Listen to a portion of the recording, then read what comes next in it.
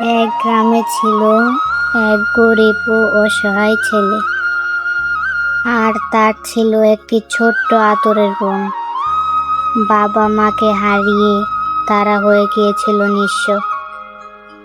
ছোট্ট একটি ভাঙা ঘরে তাদের বসবাস ছিল, তবুও সেখানে ভালোবাসার কোনো অভাব ছিল না। প্রতিদিন সকালে ছেলেটি কাজে বেরিয়ে যেত শুধু বোনের মুখে হাসি ফোটানোর জন্য। রোদ, বৃষ্টি আর ঝড়ের মধ্যেও সে কাজ করত, কারণ বোনের কষ্ট সে চোখে দেখতে পারত না। নিজের জন্য নতুন কাপড় কেনার সামর্থ্য ছিল না, তবুও বোনের জন্য নতুন জামার স্বপ্ন দেখত। ছেলেটি উদাস মনে হাঁটতে লাগলো, কারণ তার ইচ্ছা থাকার সত্ত্বেও বোনের কোনো আবদার পূরণ করতে পারত না। অনেক রাত তারা না খেয়ে ঘুমিয়ে পড়ত, তবুও একে অপরকে সাহস দিতে বলতো না। এক রাতে বোনটি ভাইকে জড়িয়ে ধরে বলল, ভাইয়া, আমাদের কি কখনো সুখ আসবে না?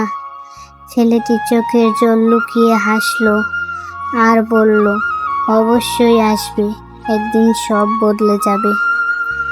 সেই আশাতেই সে প্রতিদিন সংগ্রাম করত আর নতুন স্বপ্ন নিয়ে পথ চলত।